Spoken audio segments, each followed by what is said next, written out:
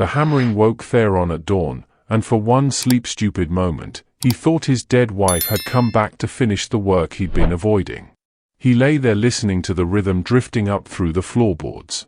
3 strikes, pause, 2 strikes, quench. Exactly the way Mira used to work 5 years ago, before the plague took her, before he built a shrine out of grief and called it loyalty. Except the dead don't typically break into forges to meet deadlines, and someone was definitely hammering downstairs. He grabbed a poker and descended barefoot and furious, ready to introduce whatever thief had invaded his carefully constructed emptiness to the concept of percussive consequences. What he found instead was an Orc-Woman at his anvil, tall and green-skinned, finishing his backlogged orders with devastating precision. She didn't apologize. Didn't explain. Just looked up with unnerving calm and said, "Your tempering was off. I fixed it." Then she walked out into the dawn, leaving him surrounded by flawless completed work and one terrifying question: what do you do when someone refuses to let you stay buried? Welcome to Orcvale Tales, where we forge stories that hit different, stories about broken people finding each other in the spaces between grief and hope, stories that'll make you feel things you didn't know you were avoiding. And listen, if you're already feeling something from that opening, you know what that means. It means you're exactly where you need to be.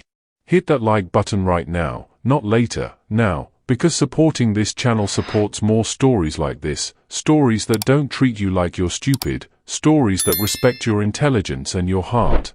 And subscribe, obviously subscribe, because we're building something here, a community of people who aren't afraid of complex emotions, who understand that the best stories are the ones that hurt beautifully. Turn on notifications while you're at it. Trust me, you don't want to miss what's coming next. Now let's get into this story about a blacksmith, an orc warrior, and the difference between remembering and remaining. The hammering woke Theron at dawn, and for one sleep-stupid moment, he thought Mira had come back from the dead to finish the work he'd been avoiding. Which would be very on-brand for her, honestly. She'd always been terrifyingly efficient, the kind of person who finished projects before they were technically due and made everyone else look like they were moving through honey. He lay there in the bed above the forge, listening to the rhythm drifting up through the floorboards. 3 strikes, pause, 2 strikes, quench. Exactly the way she used to work when she thought he was still sleeping, back when mornings meant something other than another day to survive. Except Mira had been dead for 5 years, and as far as Theron knew, the dead didn't typically break into forges to meet deadlines. He'd gotten used to a certain kind of silence over those 5 years. The kind that pressed against your ears until you forgot what voices sounded like, until the only conversation worth having was the one you had with yourself or with the portrait of a woman who couldn't answer back. Wake at dawn. Light the forge. Check the coals. Never check himself. That was the routine, and routine was the only thing standing between him and the kind of grief that swallowed people whole. Metal didn't ask questions. It just broke or held. Simple. Clean. Safe. But metal didn't hammer itself, and someone was definitely hammering downstairs. Theron grabbed the first weapon-shaped object his hand found, which turned out to be a poker from the cold hearth, and descended the stairs barefoot and furious. His mind was already running through possibilities. Thief, probably. Bold one too, breaking into a forge in the middle of town. Maybe drunk. Maybe stupid. Definitely about to regret their life choices once he introduced them to the concept of percussive consequences. What he found instead stopped him 3 steps from the bottom. An Orc-Woman stood at his anvil, tall and broad-shouldered, her green skin slicked with sweat and forge light. She was bringing down strikes on a half-finished blade he'd abandoned 3 days ago because he wasn't feeling it, which was his polite way of saying he'd stared at it for an hour before giving up entirely. Her movements were precise, controlled, each swing landing exactly where it needed to. No wasted motion. No hesitation. She worked like someone who understood that metal had a language and she was fluent. She didn't startle when he appeared. Didn't even look up until she'd finished the sequence, sending the blade into the quenching barrel with a hiss of steam. Only then did she turn, meeting his eyes with an unnerving calm that suggested she'd been expecting him. "Your tempering was off," she said, as if that explained everything. You rushed the cooling. I fixed it. Theron stared at her. At the blade sitting in the barrel. At the 3 other completed orders lined up on his workbench, pieces he'd been putting off for weeks. All of them finished. All of them, from what he could see in the dim light, flawless. Who are you? He managed. She wiped her hands on a cloth that wasn't hers, set down tools that weren't hers, and walked past him toward the door. Someone who noticed you needed help. I didn't ask for help. No, she agreed, pausing at the threshold. Dawn light caught her profile, made her look half solid and half shadow. But you needed it anyway. Then she was gone, footsteps fading into the morning sounds of a town waking up, leaving him standing in his own forge with a poker in his hand and no idea what had just happened. That night, after he'd inspected every piece she'd touched and found them all sickeningly perfect, better than his own recent work if he was being honest, Theron stood in front of the portrait that hung above his workspace. Mira smiled down at him, forever caught mid-laugh at something he could no longer remember. There's a strange orc woman breaking into the forge, he told the painting, the same way he'd told it about his day every night for 5 years. I think she's casing the place. The portrait, as usual, offered no helpful input. But Theron went to bed that night with something he hadn't felt in a long time, an uncomfortable flutter somewhere between his ribs that might have been curiosity or might have been the first stirring of fear that his carefully constructed routine was about to be thoroughly disrupted. She came back the next morning, which Theron had not been expecting and also had definitely not been thinking about since the moment he woke up, checked the forge, and found everything exactly as normal except for the nagging disappointment that it was exactly as normal. He was in the middle of reheating an axe head when the door opened and there she was, holding a dagger like it was the most natural thing in the world to walk into someone's workspace uninvited 2 days in a row. The handle feels loose, she said without preamble, no greeting, no explanation for yesterday, just straight to business as if they'd known each other for years. Theron set down his tongs and took the dagger, turning it over in his hands. The handle was wrapped in leather, the binding tight and even, the pommel secured with a pin that showed no signs of wear. He tested the grip, gave it a small twist. Nothing moved. He tried harder, putting real force into it, half hoping to prove her right and half hoping to prove her wrong, though he couldn't have said which outcome he actually wanted. Still nothing. The dagger was solid. Perfect, even. Better than most work he saw come through. It's not loose, he said, holding it out to her. It feels loose. Feelings aren't a structural assessment. Check again. He checked again, because apparently they were doing this now, whatever this was. He examined the tang, the pins, the way the leather sat against the wood underneath. Everything was exactly as it should be. More than that, actually. Whoever had made this dagger knew what they were doing. It's fine, he said, and then because he couldn't help himself, better than fine. This is quality work. She nodded as if she'd expected that answer all along, which raised several questions Theron wasn't sure he wanted answers to. But instead of taking the dagger and leaving like a normal person who'd just had their concerns addressed, she stayed exactly where she was, standing near the wall where the heat from the forge softened into something almost comfortable. "Can I help you with something else?" he asked, trying to keep the confusion out of his voice and failing. "No. I just like watching competent people work." The statement landed in the space between them like a stone dropped in still water, and Theron found himself with absolutely no idea what to do with it. So he did what he always did when faced with things he didn't understand. He turned back to the forge and kept working. The axe head needed attention. The fire needed coal. Work was always the answer when questions got too complicated. Except she didn't leave.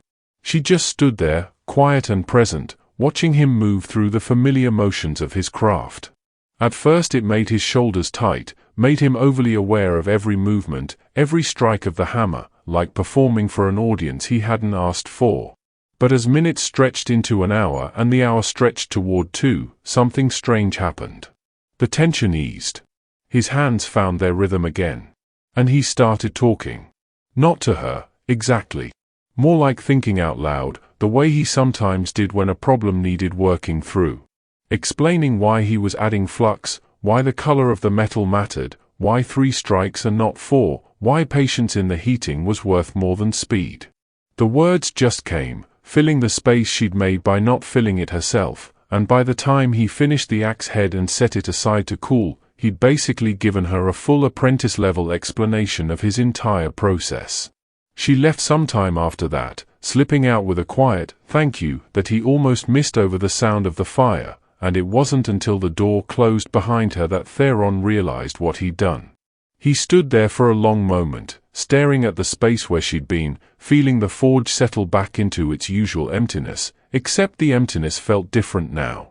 Louder, somehow. That night he stood in front of Mira's portrait and said, "She came back. I don't know why."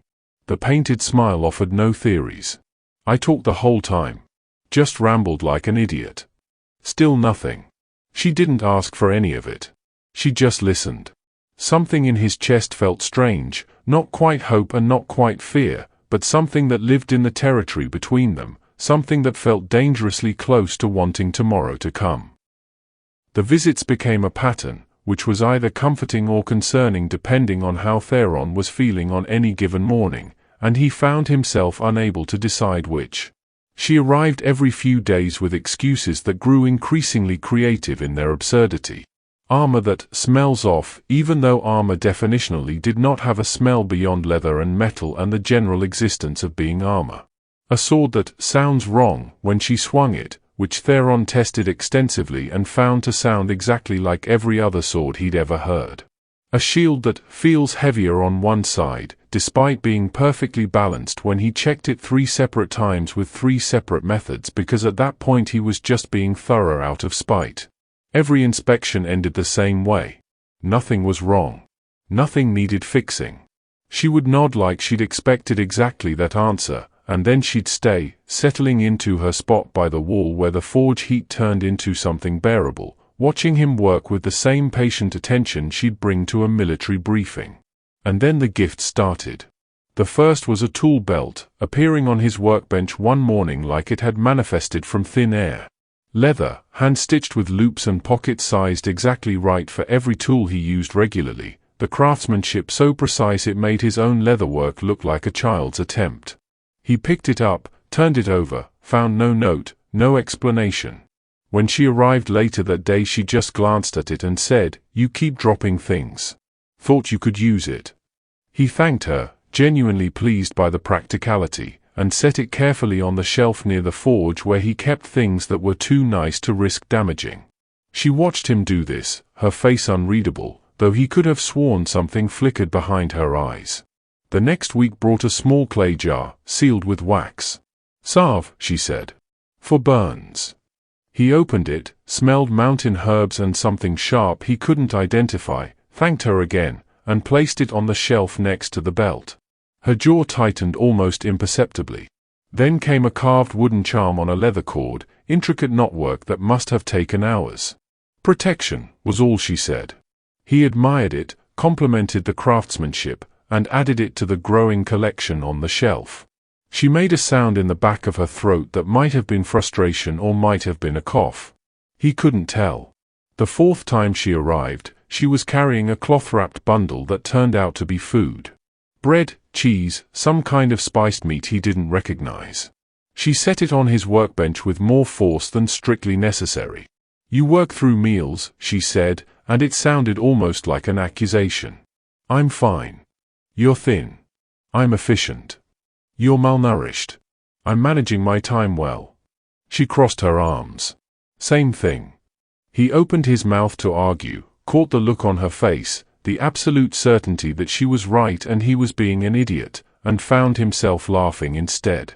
Actually laughing, not the polite chuckle he sometimes forced for customers, but a real laugh that came from somewhere deep in his chest and surprised him with how rusty it sounded.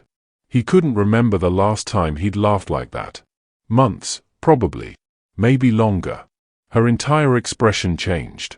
Softened in a way that made her look suddenly, unexpectedly vulnerable, like she'd just witnessed something she'd been hoping to see for a very long time. She didn't say anything, just watched him with an intensity that should have made him uncomfortable but instead made something warm unfold in the space below his ribs. He ate the food. All of it, right there while she watched, and it was the first meal he'd actually tasted in weeks instead of just mechanically consuming for fuel. When she left that evening, he caught himself wishing she'd stayed longer, which was a dangerous thought, the kind that led to expecting things, to wanting things, to the possibility of losing things. That night he arranged the gifts neatly on their shelf and told Mira's portrait, "She keeps bringing me things.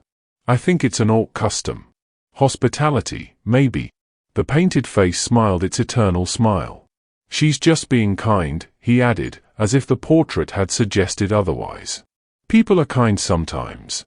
He touched the charm briefly, then pulled his hand back and went to bed, telling himself that tomorrow would be exactly like today, that nothing was changing, that he was fine with that. She'd been coming for 2 weeks when she finally asked about the portrait, and Theron realized with something like shame that he'd never actually introduced himself, never asked her name, never established any of the normal foundations of human interaction, because apparently he'd forgotten how those worked somewhere between year 3 and year 4 of talking exclusively to a painting. They were standing near the forge, him explaining something about grain structure in steel that she probably didn't need explained given how expertly she'd worked that first morning, when her gaze drifted up to the portrait above the workspace. Mira, frozen forever mid-laugh, dark hair catching light that no longer existed. "Who is she?" Cale asked, and her voice was careful in a way that suggested she already knew the answer would matter. Theron's hand stopped moving. Everything stopped moving.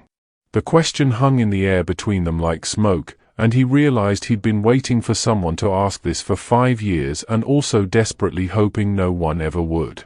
"My wife," he said finally, and the words came out rougher than he'd intended. "Where is she now?" The directness of it, the complete absence of the careful dancing most people did around death, caught him off guard. No euphemisms. No softening. Just the question, clean and sharp as a blade. "Dead. 5 years. Plague." Cale nodded once, taking this in, and he waited for the usual responses. The apologies that meant nothing. The assurances that time healed all wounds, which was a lie time itself seemed determined to disprove. The awkward retreat from a topic that made everyone uncomfortable. Instead she asked, "Do you think she'd want you to stop living?" The question detonated something in his chest. Theron felt heat rise up his neck, felt his jaw clench so hard his teeth ached. "You don't know anything about her," he said, and his voice came out sharp enough to cut. "You don't get to stand in my forge and tell me what she'd want." "You're right," Cale said, and her voice stayed level, maddeningly calm in the face of his anger. "I don't know her. I never will. But I know what dying looks like, and I know the difference between honoring the dead and joining them. Get out. The dead don't need your loyalty, Theron." She used his name for the first time, and he didn't even remember telling it to her, which meant she'd asked someone else, which meant she'd been thinking about him enough to ask. "They're dead. They're past needing anything. They need you to live. To actually live, not just go through the motions of not being buried yet." I said get out. She looked at him for a long moment, and something in her expression was almost pitying, which somehow made it worse. Then she picked up her sword, the one that had sounded perfectly fine, and walked toward the door. She paused at the threshold, backlit by afternoon sun, and said quietly, "She loved you. That's obvious from how you look at her. Which means she'd be furious at what you've done to yourself." Then she was gone. Theron stood there shaking, his hands curled into fists, feeling something he hadn't felt in years. Not the cold, distant sadness that had become his constant companion. Not the numb going through motions emptiness. This was hot. Alive. Actual anger that burned in his veins and made his heart pound and reminded him that hearts were supposed to do more than just mechanically pump blood through a body that had forgotten why it was bothering. That night he didn't speak calmly to the portrait. He yelled at it. "She's wrong, right? You'd want me to remember you. You'd want me to keep everything exactly how it was.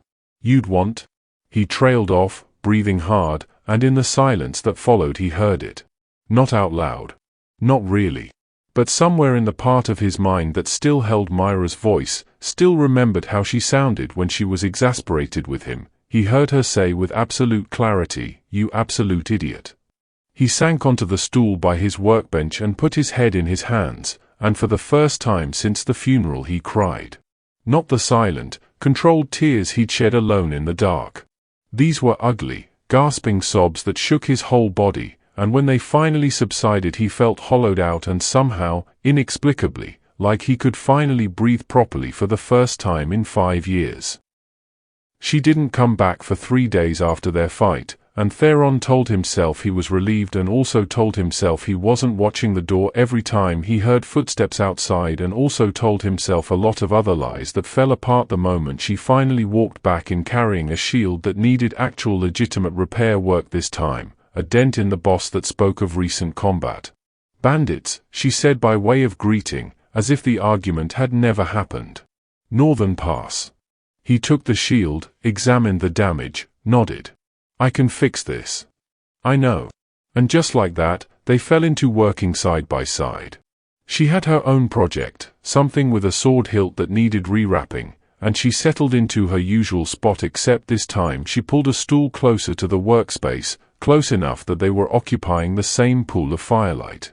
The silence between them felt different than it had those first few visits. Not watching and being watched. More like two people who'd found a rhythm and were content to exist in it. He heated the shield boss, began the careful work of hammering the dent out from the inside, and found himself narrating again. "The trick is to work from the center outward. Otherwise you just move the problem around instead of actually solving it." "Like grief," she said, and he glanced up, startled by the observation. "Yeah, I guess like grief." They worked. At some point she handed him the smaller hammer before he'd even realized he needed it, and later he adjusted the fire without her asking because he could see she was getting too warm. The movements felt choreographed, as natural as breathing, like they'd been doing this for years instead of weeks.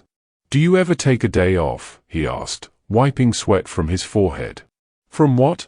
"Fighting. Patrolling. Showing up at forges uninvited." "No. Rest is for the weak. Rest is for people who don't want to collapse from exhaustion." She looked at him, and there was something almost playful in her eyes. "Same thing." He laughed, shaking his head. "Do orcs not understand nuance? We understand it. We just don't respect it." "What about humility?" "Humility is for people who have things to apologize for."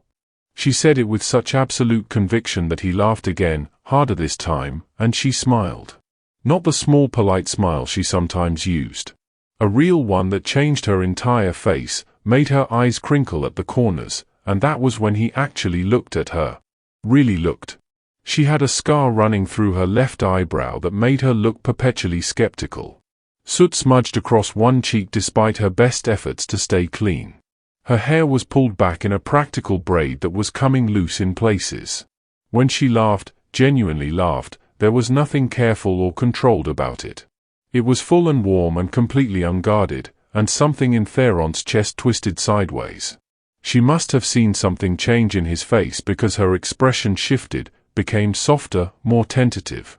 She set down the hilt she'd been working on and took a step closer, close enough that he could see the exact green of her eyes in the firelight.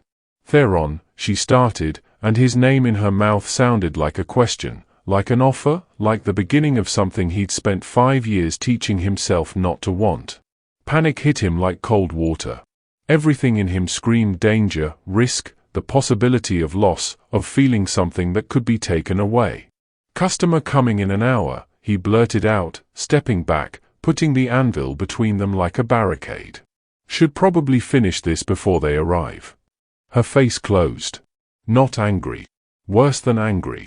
It went carefully, precisely blank, the way soldiers' faces did when they'd been hurt but refused to show it. She picked up her sword, the rewrapping only half finished, and moved back to her spot by the wall. The distance between them felt like miles now. They worked in silence for another 20 minutes, except this silence had teeth. When she finally left, she didn't say goodbye, didn't say anything, just walked out into the afternoon like she was retreating from a battlefield she'd just lost. That night Theron lay in bed staring at the ceiling, replaying the moment over and over. The way she'd looked at him. The way she'd said his name. The way he'd flinched away from the first real connection he'd felt since Mira died. His chest ached with something that felt suspiciously like regret, and sleep, when it finally came, brought dreams of reaching for things that dissolved the moment his fingers got close. A week passed and she didn't come back, which was fine, obviously fine, perfectly fine, and Theron told himself this approximately 40 times a day while noticing her absence in every corner of the forge that had somehow become hers without his permission. The spot by the wall looked wrong, empty. The silence felt aggressive instead of peaceful. He finished orders with mechanical efficiency and felt no satisfaction from any of it, which wasn't new exactly but felt more pronounced now, like someone had turned up the volume on his own inadequacy. When she finally returned on the 8th day, Theron knew something was wrong before she even spoke. She moved differently, slower, like every step required deliberate thought. Her armor hung looser than it had, and there were shadows under her eyes that hadn't been there before. A bruise darkened her jaw, fresh enough that the edges were still angry red. "Northern Pass again," she said, answering his unasked question. "Bandits don't learn." She was carrying a sword that legitimately needed sharpening this time, but when she tried to set it on the workbench her hands shook just enough that the blade clattered against the wood harder than intended. She steadied it quickly, but not quickly enough that he missed the wince that crossed her face. "You should rest," he said before he could think better of it. "I'm fine. You look exhausted." "I look like someone who works for a living." There was an edge to her voice that was new, sharp enough to cut, and he recognized it as the sound of someone who was in pain and refusing to admit it. He'd made that sound himself often enough after Mira died, when people asked how he was doing and he'd insisted he was managing just fine. She stayed, because apparently stubbornness was a trait that transcended species, but this time she couldn't keep up the pretense of normal. 20 minutes into working she had to sit down, breathing harder than the work warranted. When she tried to lift a hammer her hand trembled badly enough that she set it back down with visible frustration. Theron watched all of this and felt something twist in his gut, something that might have been concern or might have been fear, and he opened his mouth to say something, anything, but the words tangled themselves before they could form. Because asking meant caring, and caring meant risk, and risk meant the possibility of loss, and he'd already used up his lifetime allotment of loss. So he said nothing. Just worked, pretending not to notice, and she sat there pretending to rest normally, and they both maintained the fiction that everything was exactly as it should be. She left earlier than usual, and he watched her go with the uncomfortable certainty that something was breaking and he had no idea how to fix it. The truth found him 2 days later in the form of old Marin, the town healer, who came by to pick up a set of surgical scissors he'd repaired. She was the kind of person who knew everyone's business and felt it was her civic duty to share that knowledge widely, usually whether you wanted to hear it or not. "Saw that orc warrior leaving here the other day," she said while examining the scissors. "The one who's been hanging around. She brings me work sometimes." Marin made a non-committal sound that suggested she had opinions about that. "Shame about the curse." Theron's hand stilled on the blade he'd been polishing. "What curse?" "The Ember Curse. Fire wyrm wound, nasty business. Burns you from the inside out, slow and steady. Nothing stops it, not orc medicine, not ours, not prayer." She shook her head. "She's got months at best. Saw the signs last time she came through for supplies. That's why she's still taking patrols, I'd wager. Warriors don't know how to stop fighting." She kept talking but Theron stopped hearing the words. The forge, the tools, the careful routine of his day, all of it dissolved into white noise as his mind reorganized everything he thought he knew. Every visit. Every absurd excuse about handles and smells and sounds. Every gift carefully chosen and carefully placed. Every hour she'd spent watching him work when she could have been anywhere else, doing anything else with whatever time she had left. She was dying. She'd been dying the entire time. And she'd spent her final months trying to pull him back from the edge of his own self-imposed grave, while he'd been too buried in the past to see her standing right in front of him, running out of future. His hands were shaking. The entire world was shaking. Marin said something else, probably goodbye, and left with her scissors, and Theron stood alone in his forge, understanding with crushing clarity that he'd been given something precious and had been too much of a coward to reach for it. He found her 3 days later at the market, moving between stalls with the careful deliberation of someone conserving energy they no longer had in abundance. She was buying supplies, practical things like dried meat and bandages, the kind of provisions someone took on patrol, and the sight of her preparing for another dangerous assignment when she should have been resting, should have been anywhere but the front lines, made something snap in Theron's chest. He caught up to her between the spice merchant and the cloth vendor, grabbed her arm without thinking. "Why didn't you tell me?" She turned, and he saw the moment recognition hit, followed immediately by something that looked like resignation. She yanked her arm free with more force than necessary. "Tell you what? That you're dying." The words came out louder than he'd intended, and a few nearby shoppers glanced over with interest. He lowered his voice. "The Ember Curse. Why didn't you tell me?" She looked at him for a long moment, and then she laughed. It was a bitter, hollow sound that had nothing to do with humor. Would it have mattered? Of course it would have mattered. I would have. What? She stepped closer, and there was something fierce in her eyes now, something that had been held back until this moment. "What would you have done differently, Theron? Pitied me? Treated me like I was made of glass? You can barely handle talking to me when you think I'm healthy. What the hell would you have done if you'd known I was dying?" He opened his mouth and found he had no answer, because she was right and they both knew it. "You've been dead for 5 years, she continued, and her voice was getting louder now, months of patience finally breaking. "At least I have an excuse. I'm actually dying. What's yours?" She didn't wait for him to respond. "I thought if I was patient, if I just kept showing up, if I proved myself over and over again, you'd finally choose to live. That maybe seeing someone fight to stay in the world would remind you that being in the world was worth fighting for. But you don't want to live. You want to hide in that forge and pretend everything ended when she died. Don't talk about her like you understand." "I don't understand," Cale cut him off, and there was something raw in her voice now, something beyond anger. "I don't know her. I never will. But I know you're wasting a life she would have killed to have more of. I know you're so busy being loyal to a memory that you can't see anything real that's standing right in front of you." She paused, breathing hard, and when she spoke again her voice had dropped to something quieter, more devastating. "I've spent months trying to reach you. Bringing you things. Staying close. Waiting for you to ask one single question about me, about why I keep coming back, about anything that wasn't about metal or work or the past you're determined to live in. I didn't know what you wanted. I wanted you to want to know." She stepped back, and the fight seemed to drain out of her all at once, leaving only exhaustion in its wake. "I'm done, Theron. I have maybe 3 months left if I'm lucky, probably less, and I'm not spending them trying to convince someone that I'm worth their time. That I'm worth the risk of caring about. That I'm worth looking at as something more than just another person bringing work to your forge." She turned away, gathering her supplies, and he felt panic rising in his throat because this felt final in a way their previous arguments hadn't. "Cale, wait." "No." She didn't look back. "I waited. For months I waited. Now I'm done waiting." She walked away, moving through the market crowd with the kind of dignity that came from having nothing left to lose, and Theron stood there frozen, watching her go, his feet rooted to the ground like they'd forgotten how to move forward.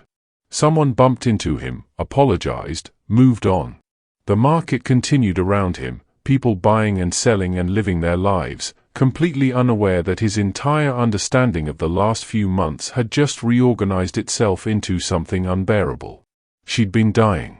She'd been spending her last precious months trying to save him from himself. And he'd been so buried in his own grief that he'd let her do all the work of reaching while he stood still and called it loyalty. He didn't follow her. The crowd swallowed her up, and he stood there among the vegetables and fabrics and ordinary commerce, understanding that he'd just lost something irreplaceable and that this time it was entirely, completely, devastatingly his own fault. Theron worked for 3 days straight, barely sleeping, not eating, just hammering metal with a fury that should have produced something worthwhile but instead produced nothing but failure. Everything came out wrong. A blade too brittle, snapping during the quench. An axe head warped beyond saving. A sword that rang with the wrong tone when struck, the kind of flaw that spoke of fundamental errors in the forging. He'd been making weapons for 20 years and suddenly his hands had forgotten everything they'd ever known. On the fourth day he didn't even try to work. He just sat on the floor of the forge, staring at the shelf where her gifts lined up like accusations. The tool belt he'd never worn. The salve he'd never used. The charm he'd never carried. The food, long since eaten but the memory of it still sharp, the first real meal he'd tasted in months because she'd made him pay attention to the act of living instead of just surviving. He stood, legs unsteady, and took down the bracelet. The first gift? The one she'd brought weeks ago, leather carefully worked and stitched with a precision that spoke of hours of labor. He'd thanked her politely and put it on the shelf and never looked at it again, never wondered why someone would spend that kind of time on something meant for a stranger's wrist. He turned it over in his hands and saw for the first time what he'd missed in his careful, deliberate blindness. An engraving on the inside, letters carved with the same precision as the stitching. Not common. Something else. He grabbed his coat and walked to the jeweler 3 streets over, the bracelet clutched in his fist like evidence of a crime he'd committed without realizing. Old Henrik took one look at the inscription and raised his eyebrows. Orcish. Haven't seen this dialect in years. Where'd you get this? What does it say? Henrik squinted, tilting the leather toward the light. For the man who taught me that being seen is worth dying for. He looked up at Theron with sudden understanding. Someone made this for you? Theron couldn't speak. The words had taken all the air out of the room, out of his lungs, out of the careful structure he'd built to keep feeling at a manageable distance. He took the bracelet back, mumbled something that might have been thanks, and walked out into the street feeling like the ground had turned to water beneath his feet. That night he sat in front of Mira's portrait for a long time, just looking at her frozen smile, her forever laugh, trying to remember what her voice had sounded like when she was disappointed in him. It took a while, but eventually it came back, sharp and clear. I love her, he said to the painting. I'm in love with an orc warrior who's dying, who spent months trying to reach me while I hid behind your memory like a coward. His voice cracked. And I let her walk away. I let her think she wasn't worth fighting for. You'd be so angry at me right now. The portrait said nothing, but in his memory, in the part of his mind that still held her voice perfectly preserved, he heard Mira say with absolute exasperated clarity, "You absolute idiot. Go get her." He stood, put on the bracelet, felt the leather warm against his skin like it had been waiting all this time. He looked around the forge, at the cold hearth, at the tools hung in their precise places, at the routine he'd built to keep himself from having to choose anything beyond survival. Then he walked upstairs, grabbed supplies he'd need for travel, came back down and left the forge without lighting the fire. The door closed behind him with a sound like finality. For the first time in 5 years, the forge sat cold and empty, and Theron was somewhere else, moving toward something instead of away from it, choosing risk over safety, choosing the terrifying possibility of more loss over the certainty of never having anything worth losing again. The stable master looked at him like he'd asked to borrow a dragon. You want a horse? Yes. You, Theron the blacksmith, who I've never seen further than 3 streets from his forge in 5 years, want to borrow a horse? Yes. Can you ride? I'll figure it out. The stable master sighed the sigh of someone who knew he was watching a disaster unfold but was too tired to stop it, and led him to a grey mare who took one look at Theron and immediately conveyed through body language alone that she found him personally offensive. She's temperamental, the stable master warned. But she's steady on rough terrain. Theron mounted with all the grace of a sack of potatoes being thrown over a fence, and the mare made a sound that suggested she was reconsidering every life choice that had led to this moment. They made it out of town at a pace that could generously be called glacial, and Theron tried not to think about how much time he was losing, how many days Kale might not have, how the clock had been ticking this entire time and he'd been too buried in his own past to hear it. He stopped at the first border outpost 12 hours later, his entire body screaming from muscles he hadn't known existed. The guard on duty looked him over with barely concealed amusement. Lost? Looking for someone. Orc commander. Female. Takes the dangerous patrols, the long routes. The guard's amusement faded into something more serious. The one with the death wish. Yeah, she came through 4 days ago. Headed for Widow's Pass. Where's that? 3 days north through territory that's been nothing but bandits and worse for the last month. The guard studied him. You're not military. You're not a fighter. What business do you have at Widow's Pass? I need to find her. You'll die. Probably. The guard stared at him for a long moment, then shook his head with the weary recognition of someone who'd seen this story before. This is about a woman, isn't it? Yes. Figures. He pulled out a rough map, marked the route. Stay on the main road until you see the split oak. Then north until the river crossing. After that you're on your own. Don't die stupidly. Die heroically. Better story. Theron took the map and rode on into territory that got progressively more hostile with every mile. He saw signs of recent fighting. Burned wagons. Abandoned camps. Once, a patrol of soldiers who eyed him with suspicion but let him pass when he explained he was looking for the Orc commander, because apparently everyone knew about her, about the warrior taking suicide missions like they were routine assignments. He slept under stars that felt accusatory, lying on ground that was too hard and too cold, and when he finally managed to fall asleep he dreamed of the forge. Of Kale standing in the firelight, handing him tools before he asked, moving through his space like she belonged there. He dreamed of all the moments he'd missed because he'd been too afraid to look directly at something that might matter, too terrified of the possibility that letting someone in meant eventually watching them leave. On the third day he was exhausted, starving, and reasonably certain the horse had been planning his murder since approximately hour 2 of their acquaintance. His legs ached. His back screamed. Every part of him that could hurt did hurt, and some parts he hadn't known could hurt had decided to join the chorus. But he kept riding because stopping meant thinking, and thinking meant facing the possibility that he was too late, that she'd already gone somewhere he couldn't follow. One thought drove him forward, a prayer or a promise or maybe just desperation given words. I see you now. I'm sorry it took me so long. I see you now. Please, please let me not be too late. Widow's Pass earned its name. Theron understood that the moment he crested the final ridge and saw what lay below. Bodies scattered across the narrow mountain passage, some in the rough leather of bandits, others in the uniform of border guards, all of them very thoroughly dead.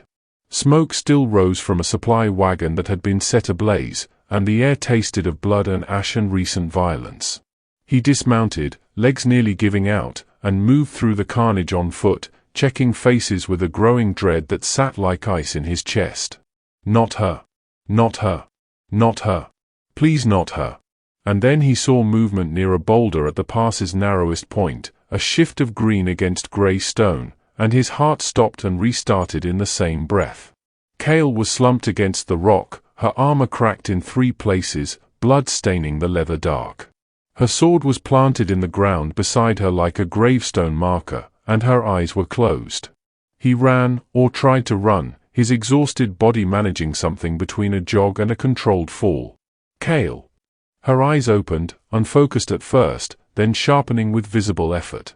Theron? She said his name like she thought she might be hallucinating. What the hell are you doing here? He fell to his knees beside her, hands hovering over her injuries, not knowing where to touch that wouldn't cause pain. I came to tell you something. If it's an apology, save it. I'm too tired to be angry. But there was no heat in the words, just bone-deep exhaustion and something that might have been resignation. It's not an apology. He took her hand, the one that wasn't pressed against her ribs, and held it like it was the only thing keeping him anchored to the earth. I see you. I'm sorry it took me so long. I'm sorry I made you do all the work of reaching while I stood still and called it loyalty. But I see you now, Kale. I see you, and I love you. Her breath hitched. Tears started sliding down her face, cutting tracks through the dirt and blood. I'm dying, Theron. The curse is faster now. Weeks, maybe less. I don't have time for this to be something worth having. Then let me love you anyway.